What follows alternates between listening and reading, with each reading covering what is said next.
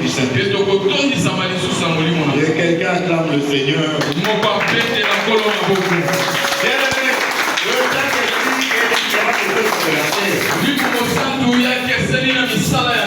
Dans le Saint-Esprit, il n'y a pas de désobéissance. Si nous revenons encore dans Luc chapitre 4, le verset 1, mais dans sa partie B, la Bible dit il fut conduit par l'Esprit dans le désert. Le Seigneur Jésus allait là où le Saint-Esprit le conduisait. Mais toi, quand tu vas prophétiser à Dieu, c'est qui t'envoie? Quand ton pasteur, je suis même bon. Ce n'est même pas le Saint-Esprit qui t'envoie. Chaque fois que tu vas coopérer pour qu'on t'aligne dans la prédication dans une autre église, j'étais allé répercuter la parole dans la cellule de Kassavou Boudeux, je ne sais pas, Yérékou. Il y avait là-bas un deuxième pasteur que je connaissais depuis la Gombe, parce que moi j'étais encore frère, lui venait, donc il s'animait les conférences là.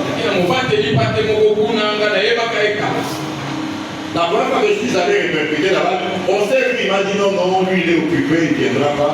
Je suis allé uniquement avec le premier pasteur.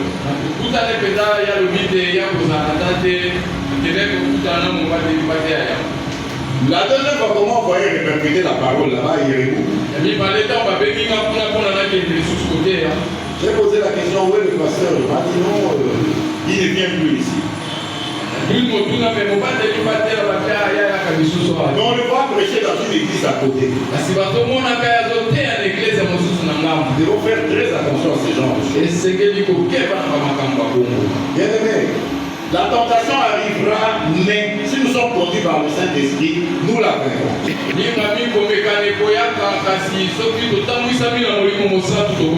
Mais si nous triomphons sur la tentation, nous montons des niveaux. Ça me rappelle une chanson où un frère dit que quand un sorcier arrive à amener quelqu'un d'autre à bouffer quelqu'un, on le fait monter de grade.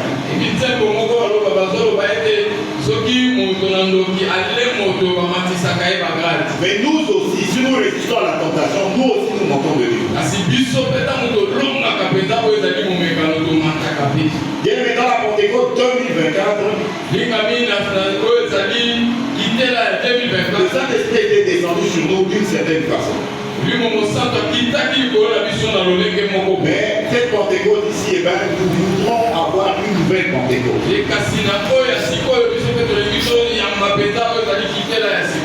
Bien aimé, Jésus-Christ avait été tenté par le diable dans le désert.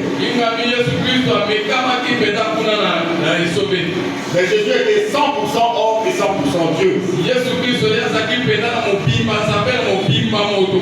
Le diable lui a proposé le pain. Jésus-Christ lui a dit que l'homme ne vivra pas que de pain, il vivra de toute parole qui sort de l'État. Bien, nous sommes dans une ville qui est en crise. Nous sommes dans un pays qui est dans une situation de crise économique. Et vous verrez des chrétiens tomber dans la corruption. Vous verrez des chrétiens tomber dans le vol. Des chrétiens qui tombent dans l'impudicité. Uniquement pour manger la patate. Quand vous suivez certaines émissions à la télé, vous verrez que les filles sont engrossées parce qu'elles n'avaient pas de quoi manger.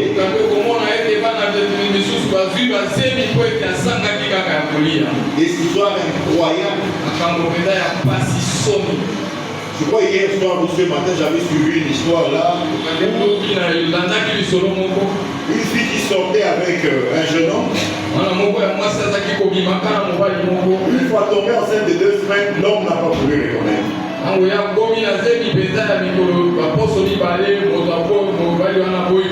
La fille a demandé d'aller habiter à Kikwit chez sa tante.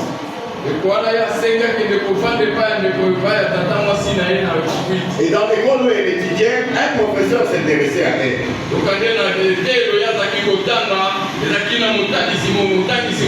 Et comme elle était déjà enceinte, dont le papa n'avait pas reconnu l'enfant, elle a tout fait pour commencer à sortir avec ses professeurs pour lui imputer cette grossesse.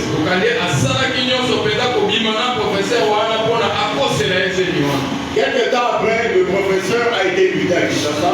Ils sont venus avec elle.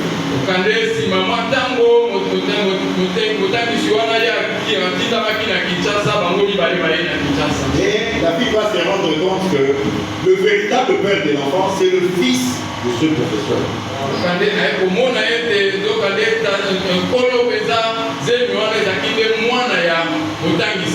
La fille a gardé le secret, l'enfant totalisé 1 année d'existence.